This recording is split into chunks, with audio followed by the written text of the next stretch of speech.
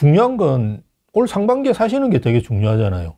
그러니까 하반기로 갈수록 이제 내년에나 내후년에 이제 입주 물량 부족하는 그 영향이 이제 생길 거예요. 지금 벌써 사실은 그 영향이 있다고 보시면 돼요. 왜냐하면 전세가 입주 물량하고 거의 직격탄을 맞는 함수거든요. 근데 지금 전세가 안 떨어진다니까요. 그게 아주 놀라운 일이에요. 여러분은 그냥 보시겠지만 저희 같이 이제 현장에 있는 사람들 입장에서 볼 때는 이게 상당히 특이한 현상이거든요. 그래서 뭐 물론 이제 지금은 강남은 전혀 아직도 지장이 없는데요. 이를테면 광명이나 이제 이문해경타운이나 하양 안정화는 되고 있어요. 그렇지만 완전히 뭐 옛날에 그 헬리오시티 들어올 때 그냥 막 팍팍 떨어지는 거하고는 전혀 달라요, 시장이. 헬리오시티도 만 세대잖아요. 근데 올림픽파크포는 12,000세대 더 많아요. 그런데 지금 전세가 올라간다니까요. 이제 거의 끝났어요. 올림픽파크포는 입주가 거의 끝나갑니다. 물론 뭐 한두 달 더 버티시다가 제가 어떤 분 이렇게 상담해 드렸는데 그 전세 빨리 안 놓으셔야죠. 이러니까 아이 다 놓고 난 다음에 놔야 돼. 더 올라야 돼. 아이고 욕심 좀 그만 부리시고 그냥 전세 놓으시라고 내가 그렇게 말씀드렸는데 어쨌든 3, 4월 달에도 전세 놓는 분 계시지. 그 한 달 뭡니까? 그 연체료 같은 거 얼마 안 되거든요. 얼마 안 돼요. 그거 하는 것보다 인력 더 받는 게 훨씬 낫다고 생각하시는 뭐 그분 그냥 본인 재산 자기 마음대로 하는 걸 누가 뭐라 그래요. 그죠? 예, 그렇게 하시는데 어쨌든 그렇게 여유 있고 이렇게 할 수 있을 정도. 왜냐하면 지금 뭐 10억이었다가 5억까지 막 떨어지고 예전에 그랬거든요. 헬리오시티가. 그랬다 그러면 전부 막 다 던졌겠죠. 전세를 뭐 5억에 다 내놓고 이랬겠지만 지금은 계속 말씀드리지만 그런 시장이 아니라니까요. 20억 아파트 매매 가격인데 막 거래가 안 돼가지고 막 17억, 18억 이렇게 서로 막 경쟁해서 그죠? 가격을 떨어뜨리는 때가 아니라니까요. 그러니까 계속 지금 저도 오를 수밖에 없다고 생각하는 게 호가 자체가 계속 올라 있는 상황에서 집주인들이 뭐 이렇게 저희도 집주인들이 가격을 떨어뜨려 가지고 거래가 잘 되면 좋잖아요. 우대빵은 그렇게 해서 거래를 많이 하면 회사도 좋아지고 좋은 회사예요. 그래서 집주인한테도 저희가 이제 손님이 붙으면 20억인데 19억에 그죠? 19억에 살려고 하는 분 오늘이라도 지금 그냥 계약금 쏘겠다고 합니다. 그러면 19억에 인력만 좀 해주세요. 이런 안 해준다니까요, 집주인분들이. 그러니까 지금 상황이 안 좋거나 하락기거나 그렇게 될 거라고 앞으로 걱정이 되거나 이러면 당연히 19억이면 정말 감사해서 팔고 빨리 도망가야죠, 어디든지. 그런 상황이 아니라니까요. 그냥 전혀 안 떨어뜨립니다. 강남 주거선호지역. 그러니까 딱 10개예요. 강남 3구, 그 다음에 용산, 그 다음 제가 말씀드렸던 6개 구에. 네. 마포, 성동구, 강동구, 동작구, 광진구, 양천구. 이 10개 구는 전혀 그런 움직임이 없어요. 전혀 없어요. 10개 구만 해도 서울에 25개 구입니다. 40%가 전혀 그런 움직임이 전혀 없어요. 네, 전혀 없어요. 그럼 이게 앞으로 하락할 것이냐라고 보기에는 진짜 쉽지 않겠다. 그러니까 뭐 하락할 이유가 있어야 되는데 내수 경기 안 좋다고 부동산 가격이 하락한다 그런 적은 없어요. 그러니까 떨어진 적이 있으면 제가 그런 걱정을 하는데 우리나라의 가격이 떨어졌던 데는 일단 공급이 많았을 때 200만 원 건설 계획을 여러분 잘 모르실 거예요. 90년 초에 막 쏟아놨어요. 그러니까 분당 신도시 이런 게 나왔는데요. 그때가 전체 재고 물량이 30%가 쏟아졌어요. 그러니까 전국의 아파트가 100만 채 있으면 30만 채를 경기도에 쏟아놨어요.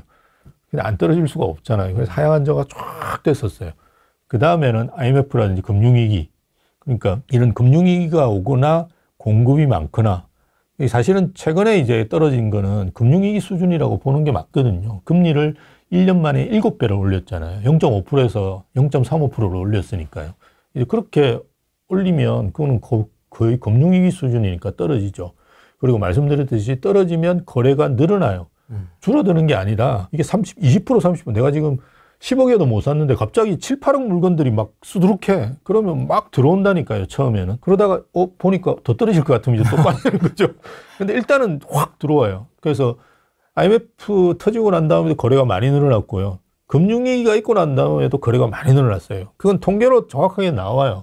그래서 이렇게 거래가 없기 때문에 폭락한다 이야기하는 거는 전혀 분석적이지도 않고 통계를 본 사람이 아니에요. 가끔씩 이제, 지금은 이제 안 만나는데요. 전화해가지고 누구 나오냐 이러면 한모씨 나온다 그러면 제가 잘 안 나가는데 어저께도 또 해필 또 그 유튜브 돌아가가지고 또 나왔어요. 나왔는데 우리나라의 44%가 그 투자자래, 투기래요. 그래서 전세를 놓고 있대요. 네. 그래서 내가 저 무슨 통계를 가지고 저렇게 이야기하는지 궁금해서 유출을 해봤는데 그게 이제 자가 점유율이라는 게 있거든요. 우리나라는 특이하게 자가 보유율이 있고 자가 점유율이 있어요. 자가 점유율이라는 건 뭐냐 그러면 내 집에 내가 사는 사람, 이게 우리나라의 57.4%인가 그래요. 이게 50%부터 많이 올라왔어요. 자가 점유율이 57.4%인데 이걸 보고 옛날에 55%였으니까 한 44%는 내 집이 있는데도 전세로 산다. 이렇게 생각하는 거죠. 그 통계를 그렇게 해석하는 거는 너무 황당한 게 그거는 나머지 40%는 뭐냐 그러면 임차인이에요. 임차인. 그러니까 이게 점유의 형태가 뭐냐. 내 집에 내가 사서 사느냐 아니면 임차로 사느냐 이 통계거든요. 그럼 우리가 뭘 봐야 되느냐 그러면 자가 보유율이라는 게 있거든요. 내가 집을 가지고 있는 사람 통계. 그건 한 60점 몇 프로 돼요. 우리나라에. 네, 그러니까 한 그 3, 4% 차이가 내 집인데 전세를 주고 있는 사람이에요. 정확하게. 그럼 나머지도 많지 않느냐. 그건 다주택자 물량도 있거든요. 그렇잖아요. 내가 두세 채를 가지고 있는 사람도 있으니까 그거는 이제 사실 우리가 논외로 해야 되고 1주택자만 가지고 우리가 해석을 한다 그러면 많을 때는 제가 알고 있기로 자가 보유율과 자가 점유율이 한 7%인가 벌어진 적이 있고요. 줄었을 때가 지금까지 한 3% 정도 돼요. 이게 벌어졌다 줄어들었다 하긴 해요. 예. 근데 어쨌든 44%가 집이 있는데도 전세 살고 있다라고 이야기하면서 막 이야기하는데 옆에 저도 가끔 만나는데 곤혹스러워가 대답을 못 하더라고요. 그래서 제가 너무 답답해가지고 이렇게 생각을 했는데 어쨌든 예. 그래서 좀 그런 말씀은 듣지 마시고 사실은 지금 저희가 아무리 이렇게 이야기해봐도 그죠? 의미가 없어요. 본인이 나가보셔야 돼요. 그러니까 주식은 여러분이 보는 게 끝이에요. 그렇잖아. 내가 이렇게 여러분 PC 앞에서 보는 게 주식은 끝이에요. 그 이상 호가하고 차익하고 지금 얼마 거래됐고 뭐 몇십일 52주 뭐 이동평균선 뭐 어쩌고저쩌고 이런 쌍봉이 어떠니 뭐 그것만 보시면 될 수도 있을 거예요. 그리고 어차피 여러분이 회사를 간다고 해서 뭘 볼 수 있는 게 없잖아요. 임장이라는 개념이 없고 회사의 재무제표라든지 이런 걸 보시는 게 맞는 건데 부동산은 무조건 현장에 나가셔야 돼요. 왜 그러냐 그러면 이게 여러분이 보는 통계는 두세 달 전 통계예요. 아무리 빨라도 한 달 전 통계를 여러분이 보시는 거거든요. 지금 우리가 거래가 막 이렇게 가격이 확 오르잖아요. 송파구가 0.36% 올랐다. 이것도 한 달 전 통계예요. 그러니까 지금 통계는 뭐냐 그러면 또 달라져 있는 거예요. 0.5%일 수도 있는 거예요. 왜? 우리가 거래를 한다든지 이런 부동산을 하려면 지금부터 집 사자 이러면 나가서 바로 사는 게 아니란 말이에요. 이게. 우유를 사는 거라든지 심지어는 우리가 차를 살 때도 제가 차 살 때 저는 렌트로 하는 거지만 일단 기종은 골라야 되니까 한 3개월은 고른 것 같아. 친구한테 물어보고 그렇잖아요. 뭐가 좋냐? 왜 뭐가 좋냐? 승차감이 어떠냐? 맞습니다. 승차감이 어떠냐? 또 괜히 가가지고 앉아보고 그죠? 쇼룸 가가지고 그렇죠. 그런 걸 다 해가지고 차를 사잖아요. 그러니까 집을 사는 것도 우리가 의사결정은 사실 2, 3개월 전에 이미 한 거예요. 그 다음에 또 현장 나가 봐야 될 거 아니에요. 보고 그다음 또 본다고 끝납니까? 가격 협상해야 되고 또 그것만 볼 수는 없잖아요. 이것도 보고 저것도 보고 또 다른 아파트도 좀 보고 이렇게 해서 가격 협상하고 그다음 가격 협상만 되는 게 아니고 지금은 이제 입주일자 같은 것도 예민해요. 왜냐하면 전세 살고 있는 분도 계실 수 있으니까 그것도 다 협상하고 해서 하면 정말 한 3개월 걸려요. 너무 빨리 하면 한 달이고 그거는 결혼을 1년 내에 하는 거하고 비슷한 게 위험해요. 좀 그렇잖아요. 한 3개월 정도 이렇게 여유 있게 본인 하면서 찾아야 되잖아요. 그럼 지금 실거래 뜨고 있는 건 뭐예요? 3개월 전에 이미 내가 결정한 거예요. 그러니까 지금 2월 달에 거래가 있는 거는 12월부터 우리가 다닌 거예요. 근데 그렇게 생각해 보시면 지금 현재 지금 계약되고 있는 게 토지거래 허가제 때문에 뭐 이렇게 된다. 이게 아니라는 거예요. 그러네요. 그렇잖아요. 집은 주식이 아니라는 게 클릭해서 살 수 있는 게 아니기 때문에 아무리 내가 토지거래 허가제 해제됐어. 그럼 사야지. 이렇게 나가시더라도 정말 내가 물건을 보고 있지 않고 딱 찜해놓지 않았다 그러면 한 달은 걸려요. 그렇잖아요. 살려면. 그러니까 지금 토지거래 허가제 때문에 엄청나게 올랐다. 이렇게 이야기하는 거 시장을 제대로 모르시는 거예요. 그래서 한 달이나 두 달 전에 일어난 일들이 지금 이제 벌어지고 결과론적으로 나온 거고요. 대신에 이제 여러분들이 뭔가 집을 사시거나 지금 해야 된다 그러면 일단 현장에 나가셔야 돼요. 무조건. 나가서 중개사들 이야기를 들어보시면 좋아요. 대신에 이제 한 중개사만 듣지 말고 그죠? 옆집도 가보고 또는 그 앞에 있는 단지도 가봐야 돼요. 왜냐하면 자기 단지는 다 좋다고 이야기하거든요. 손님 많아요. 막 이렇게 거짓말 한단 말이에요. 그러면 그 앞에 있는 단지에 가면 또 욕하거든요. 그럼 욕하는 것도 들어보고 이러면서 본인이 종합적으로 그죠? 입체적으로 판단할 수 있잖아요. 그렇게 해서 아, 현장이 이렇구나. 그다음에 또 다른 데 가보시고 이런 식으로 해서 현장의 분위기를 지금 아, 이거 내가 사야 되겠구나. 그런 걸 자꾸 나가보시면 알 수 있거든요. 그럼 이제 가서 사시고 이렇게 하셔야지. 집에 앉아가지고 클릭 계속 해보면 이거는 그냥 아무 의미가 없어요. 그 매물 전화 걸어보세요. 없어요. 예, 없어요. 특히나 제가 저번에 저희가 이천동도 현장 탐방을 했는데요. 제가 제일 좋아하는 아파트가 첼리투스라는 아파트인데요. 우리나라 3대 아파트. 제가 꼽는 아파트입니다. 그 옛날 아이유시 살았던데. 첼리투스 아파트가 그때 한 51억까지 거래되고 난 다음에 42억인가 매물이 있더라고요. 그래서, 여기서 중간에 이제 우리 임장 가다가 한번 들어가 봤어요. 제가, 예, 데리고 들어가가지고 얼마까지 나와 있어요. 그러니까 39억인가 나와 있어요. 그래서, 내부 매물이 없던데요. 그러니까, 이게 올리면 안 돼요. 그런데, 뺏긴다고. 안 올리고 자기만 가지고 있는 거예요. 예, 그런 매물들이 있어요.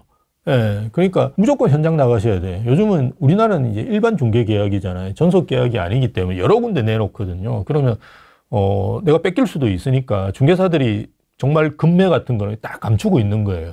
그리고 이천동이나 이런 데들은 이게 좀 뭐라 그러나, 섬처럼 돼가지고 외부하고 이렇게 좀 단절된 느낌이 있어요. 그 안에서만 이렇게 돌아다니거든요, 사람들이. 그러니까 중개사들도 딱 꿈쳐두고 있는 거예요. 그래서 자기가 보고, 보면 이게 임장 크루인지 아닌지 알 수 있잖아요. 그 중개업 한 3년만 해도, 저 살 사람, 안 살 사람 딱 얼굴 보면 알 수 있어요. 예, 그러니까 딱 들어가지고, 이 살 사람이네 이러면 쓱 꺼내는 거예요. 이제 그래서 여기 39억짜리 하나 있는데, 이러면 40억 보다가 39억 보면 눈이 확 뒤집어지죠. 예.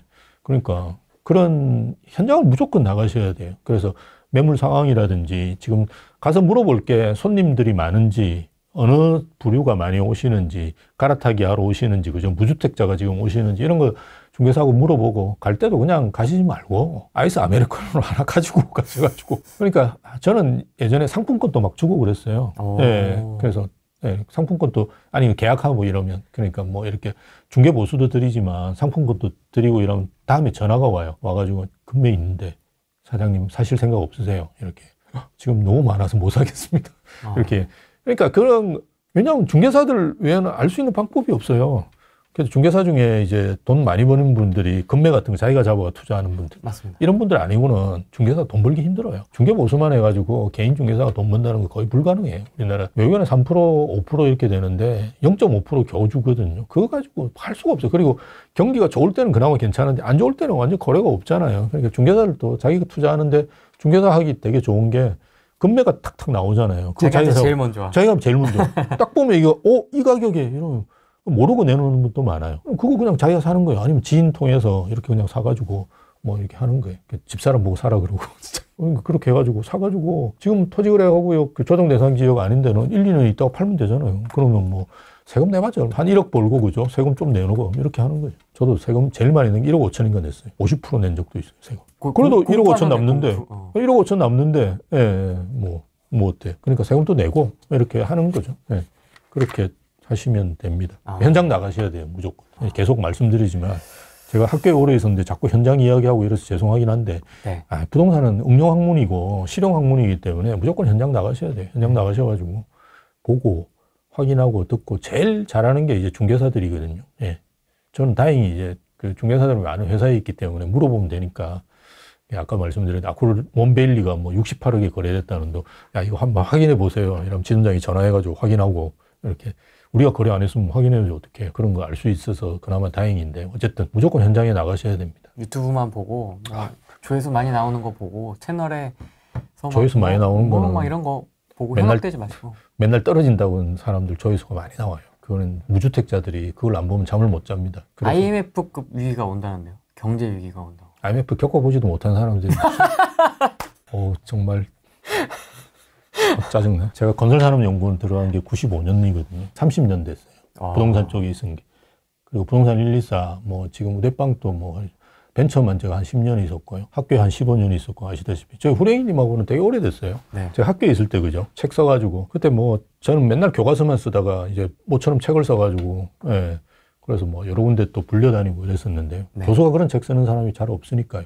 그때부터 이제 임장도 다니고 현장 보러 다니고 막 이런 걸 했으니까요. 그래서 뭐 후레이님 만나가지고 이렇게 거의 10년 됐는데요. 학교도 오래 있었고 건설산업연구원이라는 데 다 5년 있었고 대부분 제가 커리어들이 물론 이제 연구 쪽이지만 이게 다행스러운 거는 이제 연구소, 대학 이런 데 시간이 많이 남거든요. 교수는 일주일에 하루만 일하면 되고요. 나머지 시간은 다 비어요, 사실은. 왜냐하면 수업이 한 9시간, 10시간밖에 없으니까 나머지 시간 다 비거든. 뭐 제가 부산에서 근무하고 부산에 집이 있었지만 계속 서울로 올라오고 경기도 가고 올라오는 거예요. 그냥 KTX 타고 올라오고 막 차 가지고 돌아다니고 막 그렇게 하면서 막 보러 다녔죠. 그렇게 해서 현장 많이 아는 게 지금은 많이 도움이 되고 있는 거는 것 같아요.